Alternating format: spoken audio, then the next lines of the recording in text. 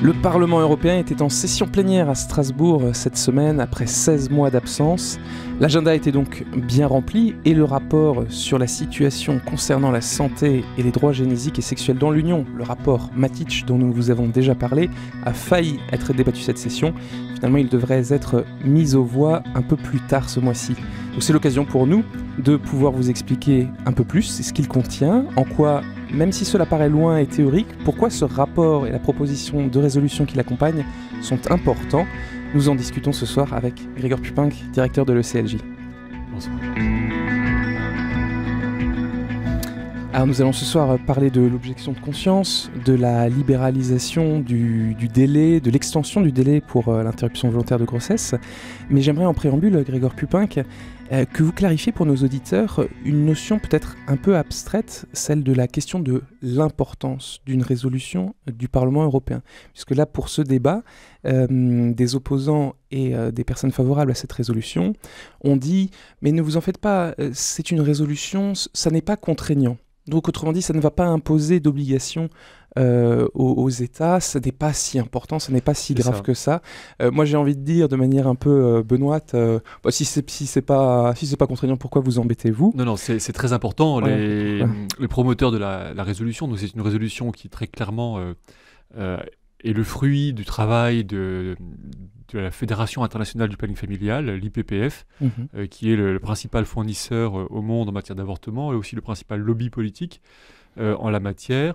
Et donc eux-mêmes d'ailleurs communiquent beaucoup sur cette résolution en disant que c'est pour eux le document le plus important dans l'histoire du Parlement européen en matière d'avortement. C'est vraiment un document qui fait la synthèse de l'ensemble de leurs désirs, de leurs demandes politiques, très large. Évidemment, ils veulent aussi bien de l'argent européen pour financer leurs propres activités. Ils veulent de l'argent européen pour financer l'avortement en Afrique. Ils veulent limiter la clause de conscience très fortement. Ils veulent contrer les limites légales à l'avortement, au délai, en matière de délai. Donc ils veulent aussi soutenir un avortement plus long pendant toute la grossesse quasiment. Ils veulent aussi permettre l'accès à la PMA à toute personne célibataire ou autre. Donc voilà, c'est une demande très large. Ils veulent aussi contrer la liberté d'expression des opposants à l'avortement. Donc c'est vraiment, comme on dit en anglais, la wish list, c'est-à-dire la liste de désirs. C'est eux qui ont rédigé leur texte. D'ailleurs, ils se citent eux-mêmes, le planning familial se cite lui-même dans cette résolution. Donc voilà, c'est un texte très important. Essentiel. Je dois dire, c'était très bien fait par le planning familial. On voit qu'ils ont vraiment travaillé ce sujet depuis fort longtemps, leur lobbying depuis fort longtemps. Ils ont un groupe de députés avec qui ils travaillent au Parlement européen. Ils ont quand même une très large majorité au sein de la Commission sur les droits des femmes. Donc vraiment, voilà, ils avaient toute liberté, toute latitude pour faire ce texte. C'est le résultat d'années de lobbying.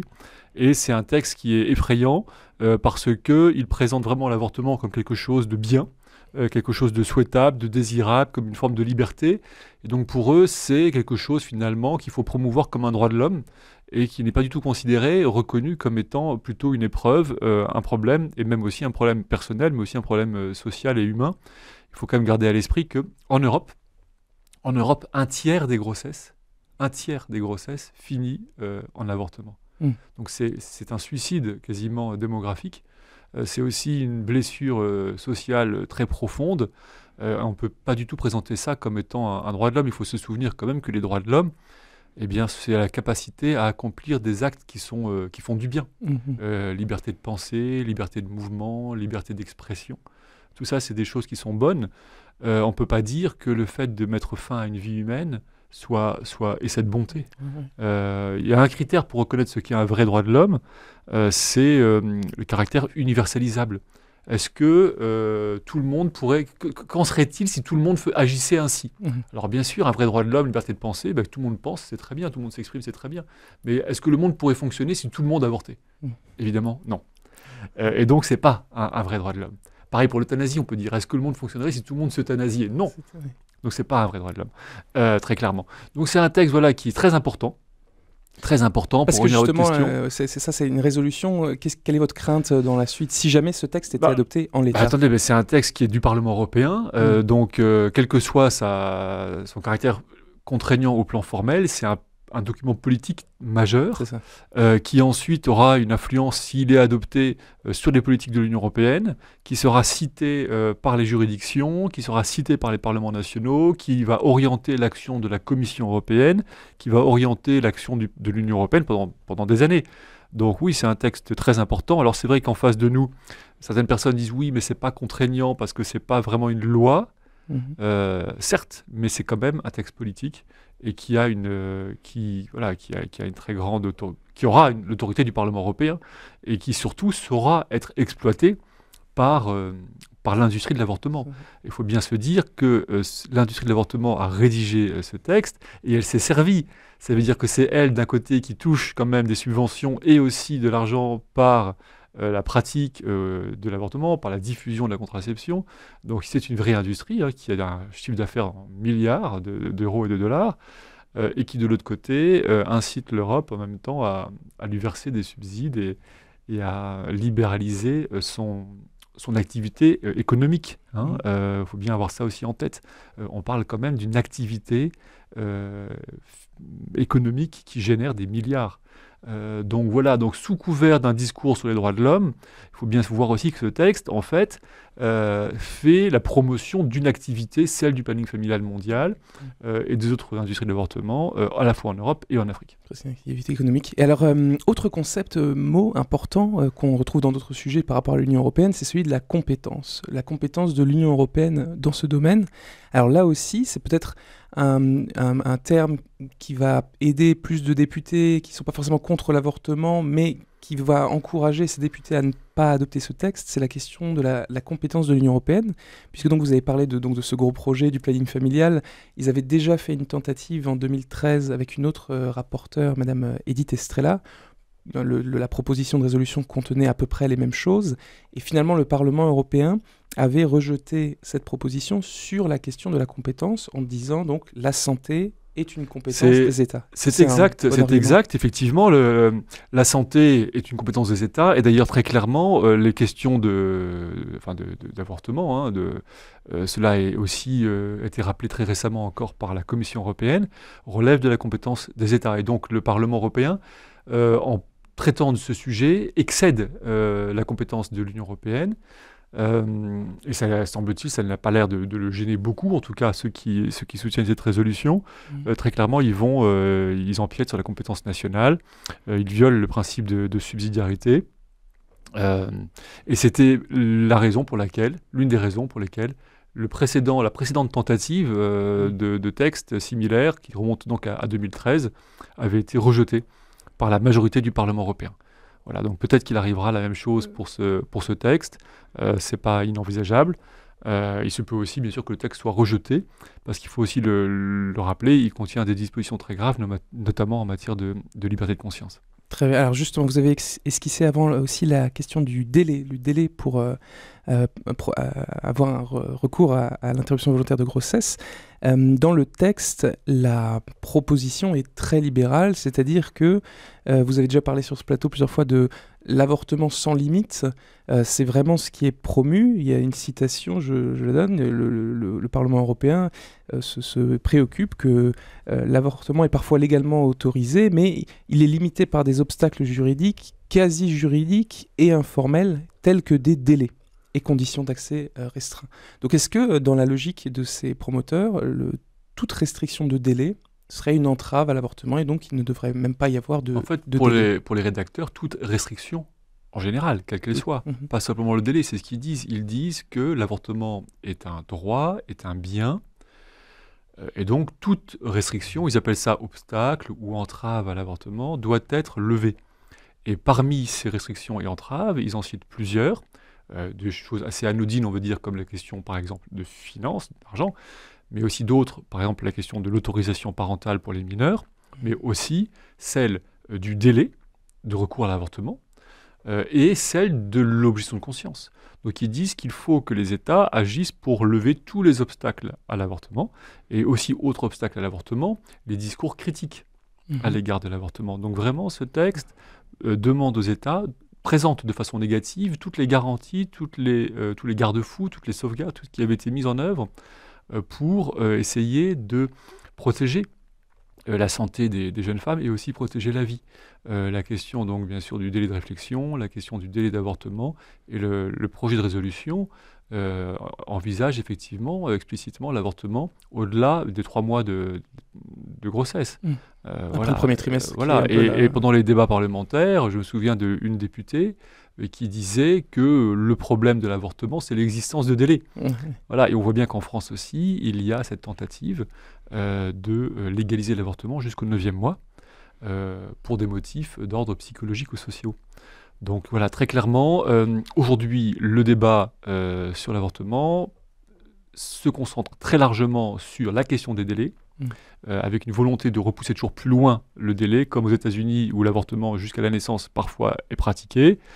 Et puis la question de l'objection de conscience qui aussi est fortement attaquée par ce texte qui demande à ce que également cet obstacle à l'accès à l'avortement soit levé par les États. Là on aboutit quand même presque à un paradoxe complet parce que pratiquer un avortement dans le premier trimestre n'a rien à voir médicalement avec la pratique d'un avortement en fin de grossesse. Même Israël Nizan, qui est tout à fait favorable à l'avortement, s'était un peu levé contre l'extension du délai de 12 à 14 semaines. C'est même pas grand-chose, mais est-ce que tu imagines ce que ça signifie à terme, à J-1 ? Tout à fait. Disons qu'on peut très bien voir que cette résolution, par l'association de la promotion de l'avortement tardif et l'atteinte à la liberté de conscience met les médecins en situation des plus délicates, puisque ça les amènerait, si on suivait leurs recommandations, à devoir contraindre les médecins ou les hôpitaux à proposer des avortements pour tout motif, au-delà de 3 mois et quasiment jusqu'à la naissance. Donc voilà, c'est particulièrement effectivement extrême. Oui. Alors vous parlez de contraintes, parlons justement d'objection de conscience. Ça aussi, c'est quelque chose que la proposition de résolution n'aime pas trop. Alors ils reconnaissent du bout des lèvres que les médecins individuels peuvent l'invoquer. Cependant, ils regrettent quand même que... Alors là, la phrase est assez alambiquée, je vais vous la citer.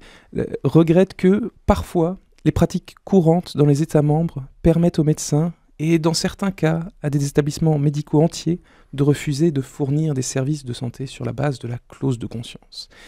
Et donc, la résolution invite les États membres à mettre en œuvre des mesures réglementaires et des exécutions efficaces pour garantir que la clause de conscience ne compromette pas l'accès en temps opportun des femmes aux soins donc en matière de santé sexuelle et génésique. Est-ce que c'est une formulation, une rédaction qui vous paraît... modéré ou acceptable, ou c'est quand même vraiment... Non, c'est une atteinte à la clause de conscience parce que la liberté de conscience des médecins est présentée comme finalement une dérogation à un devoir, comme une exception. Et l'avortement est présenté comme le principe, comme le droit. On culpabilise les médecins et on tend évidemment à réduire leur droit de pratiquer, d'exercer leur liberté de conscience. Lorsque l'avortement a été légalisé, il faut bien garder à l'esprit que c'est l'avortement qui constitue l'exception, la dérogation au devoir du médecin de protéger la vie. Et la liberté de conscience qui garantit la faculté pour les médecins de rester fidèles au serment d'Hippocrate et de rester fidèles à leur propre conscience. Donc la liberté de conscience, elle, est un droit garanti au titre des droits de l'homme, au titre de la liberté de conscience, tandis que l'avortement n'est pas un droit de l'homme, c'est une dérogation au respect au droit à la vie. Et là, cette approche qui est promue par le texte renverse complètement la logique en disant le droit, c'est l'avortement, et l'exception, c'est la liberté de conscience. Non. Donc c'est absolument pas acceptable, c'est évidemment une restriction très forte à la liberté de conscience. Moi, je pense que les médecins, aujourd'hui, sont de plus en plus nombreux à refuser de pratiquer l'avortement, mais il faut vraiment les mettre en garde, parce que, de ce fait-là, les lobbies de l'avortement exercent une pression croissante à tous les niveaux pour les forcer à pratiquer l'avortement, pour réduire leur liberté. Nous constatons cette entreprise de réduction de la liberté de conscience à tous les niveaux, aussi bien aux Nations Unies, au Comité des droits de l'homme, qu'à l'Association médicale mondiale, qu'à la Cour européenne des droits de l'homme, qu'au Parlement français, où il y a également un débat sur la clause de conscience, maintenant au Parlement européen. Donc c'est absolument généralisé. Il faut bien avoir à l'esprit que de moins en moins de médecins veulent pratiquer l'avortement, et donc les lobbies veulent tout simplement les y contraindre, et ils le font de façon progressive, et la première façon et l'une des étapes importantes, c'est de présenter la clause de conscience. Ils disent maintenant comme un refus de soins, alors que l'avortement, premièrement, n'est pas un soin, Deuxièmement, c'est pas un refus, c'est l'accomplissement de la liberté de conscience. Voilà, tout simplement. C'est ça, cette proposition de résolution en fait veut faire passer l'avortement comme un soin le qualifier juridiquement comme un soin de santé. C'est ça. Peut-être juste pour les médecins ou les personnels médicaux qui nous écouteraient, vous avez mentionné, c'est l'Association médicale mondiale qui est actuellement en train donc de revoir c'est ça. Alors en fait, l'Association médicale mondiale, c'est une association de médecins qui a notamment un rôle pour élaborer l'éthique, la déontologie médicale, et qui rédige des déclarations de déontologie à portée universelle, à portée internationale. Et actuellement, l'AMM est en train de réviser l'une de ces déclarations, et notamment en matière d'objection de conscience. Et la question porte sur l'existence ou non d'une obligation pour les médecins, objecteurs à l'avortement, de renvoyer leur patiente vers un autre confrère qui, lui, ne serait pas objecteur. Très bien. Merci beaucoup Grégoire Pupin. C'est déjà la fin de cette émission. J'espère que vous avez éclairé tant sur l'objection de conscience que sur cette résolution. On vous tiendra bien sûr au courant des suites au Parlement européen. Très bonne soirée sur RCF Alsace. Merci.